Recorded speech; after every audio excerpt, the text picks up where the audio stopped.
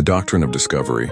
When the rocks cry out and the world wakes up in 2025, something powerful is happening. People across the globe are shaking off centuries of distortion and awakening to the truth. The world we inherited was built on stolen land, stolen labor, and stolen identity. At the root of this global deception lies a twisted legal religious framework known as the Doctrine of Discovery, a series of papal bulls and colonial charters that gave European monarchies the divine right to conquer, claim, and convert lands not already ruled by Christians. Let's be clear, this wasn't just a European thing. This doctrine was global. It didn't just stain the Americas, it stretched across Africa, Asia, and Oceania. Wherever Europeans went, they brought this invisible weapon of domination with them, using it to justify genocide, slavery, land theft, and forced assimilation.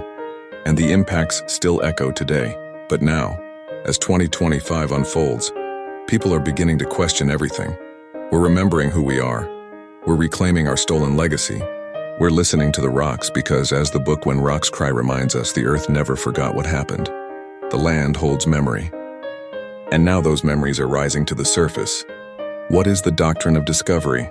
The Doctrine of Discovery was born from a series of 15th century papal bulls, starting with Dum Diversas, 1452, and Romanus Pontifex, 1455, culminating in Inter Caetera, 1493. These decrees gave Christian explorers the right to discover lands inhabited by non-Christians and seize them in the name of the Crown and the Church. Let that sink in. If you weren't Christian, or more specifically Catholic, you were labeled non-human. Your land didn't belong to you. Your customs didn't matter. Your spiritual knowledge, your cosmology, your community, it was all erased by the stroke of a European pen. This doctrine served as the foundation of European imperialism, and later, the legal systems of the United States, Canada, Australia, and more. Even the U.S. Supreme Court cited the Doctrine of Discovery in Johnson v. Mintosh, 1823, a ruling that still shapes American property law today. When the rocks cry out, truth from the earth. In the book When Rocks Cry, the author challenges the conventional history we've been force-fed for generations. This powerful work exposes the deliberate suppression of ancient civilizations, hidden artifacts, and indigenous contributions that don't fit the Eurocentric narrative. The book dares to ask, why has so much of our true history been buried, literally and figuratively? When Rocks Cry reveals that long before Columbus, thriving societies were navigating oceans, building advanced architecture, and mapping the stars. The book peels back the layers of lies to show that civilizations in the Americas were not savage. They were sacred. They had systems of governance, spirituality, medicine, and law that rivaled and often exceeded those in Europe. This history was hidden because it threatened the colonial project. The Doctrine of Discovery wasn't just about land, it was about erasing identity. By denying the humanity and history of indigenous peoples, colonizers created a false justification for theft, enslavement, and cultural genocide. Stolen rights, natural law.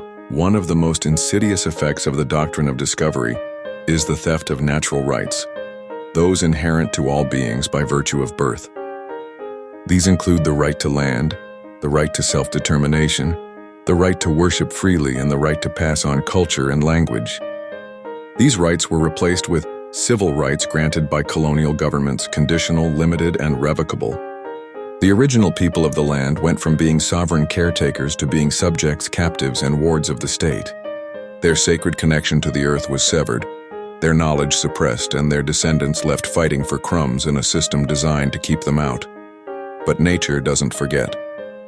And now in 2025, people are waking up, a global awakening. The cracks in the colonial matrix are widening. Across the Americas and around the world, people are reclaiming ancestral wisdom. Indigenous languages are being revived. Land-back movements are gaining traction. Treaties are being revisited. Spiritual traditions once banned or demonized are being practiced openly with pride. Young people are demanding truth in education. Scholars and activists are challenging the legality of colonial borders. Afro-Asiatic and indigenous voices are rising in unison to say we are not lost, we were hidden. And now we are home. The rocks are crying out and we are listening. What's next? As more people learn about the Doctrine of Discovery, we must push for accountability and reparations. That means challenging laws rooted in stolen sovereignty. It means rejecting colonial borders and embracing indigenous frameworks of community and stewardship for Earth.